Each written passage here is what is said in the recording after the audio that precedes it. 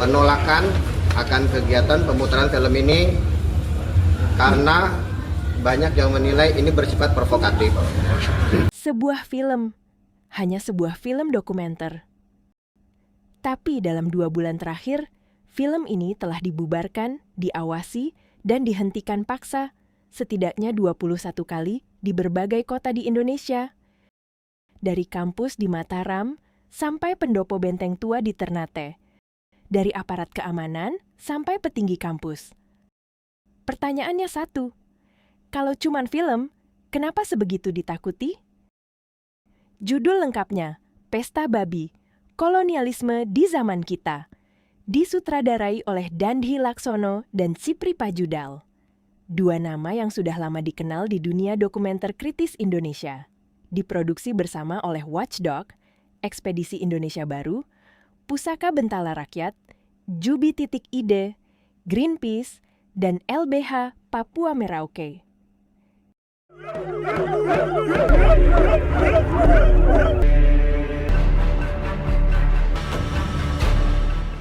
Film ini bukan tentang babi dalam arti harfiah. Pesta babi diambil dari tradisi sakral masyarakat adat Papua, simbol persatuan, ritual, dan kehormatan. Filmnya bercerita tentang perjuangan masyarakat adat di Papua Selatan, suku Marin, Yei, Auyu, dan Muyu, mempertahankan tanah leluhur mereka dari ekspansi proyek besar, perkebunan sawit, tebu untuk bioetanol, dan proyek pangan skala raksasa. 3 wilayah jadi pusat cerita, Merauke, Bovendi Goel, dan Mapi. Di sana, menurut temuan film, hutan adat perlahan berubah jadi kawasan industri. Salah satu narasumber, Frankie Woro dari suku Auyu, menunjukkan ribuan salib merah yang ditancapkan warga sebagai tanda perlawanan. Sekitar 1.800 salib dan palang adat. Sang sutradara, Dandi, menjelaskan kenapa memilih judul Pesta Babi dan bukan Salib Merah. Ia menyebut, judul itu punya elemen satir soal orang yang lebih sensitif pada kata babi ketimbang pada persoalan yang lebih besar. Berdasarkan catatan Watchdog yang dirilis lewat YLBHI per 11 Mei 2026, ada setidaknya 21 insiden intimidasi serius. Mari kita runut. 1. 9 April 2026, Dompu, NTB. Rangkaian dimulai di Dompu. Penyelenggara, Barisan Masyarakat Indonesia Wilayah Dompu, mengalami intimidasi. Acara diawasi intelijen aparat keamanan sepanjang pemutaran. 2 Mei 2026, SMA N1 Sungayang, Tanah Datar, Sumatera Barat, bahkan sampai ke tingkat SMA. Menurut catatan, Badan Intelijen Negara menghubungi kepala sekolah soal rencana pemutaran film. 3-7 Mei 2026, Universitas Mataram, kasus paling viral. Nobar dibubarkan pihak rektorat. Wakil Rektor 3, Sujita, bersama puluhan satpam kampus, menghentikan acara sekitar pukul 18.55 WITA. Ia menyebut, tindakan itu atas instruksi Rektor Unram dengan alasan menjaga kondusivitas.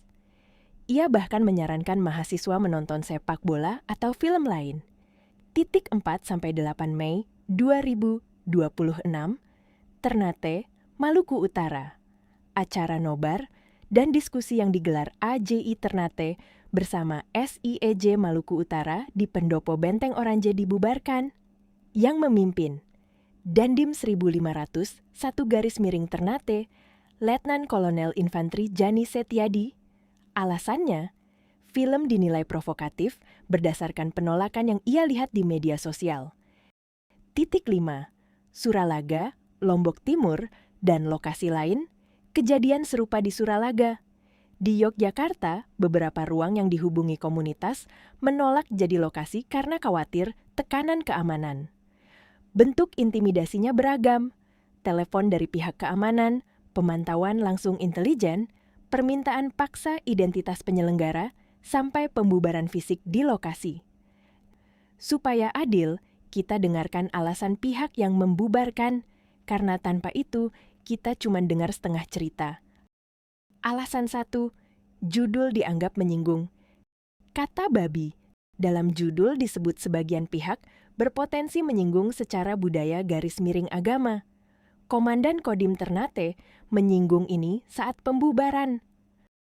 Alasan 2, belum lulus sensor resmi Kepala Penerangan Kodam, 17 garis miring Cenderawasih, Kolonel Infantri Tri Purwanto, mengingatkan bahwa setiap film yang diputar luas wajib mengikuti Undang-Undang Nomor 33 Tahun 2009 tentang perfilman, termasuk punya sertifikat lulus sensor dari LSF.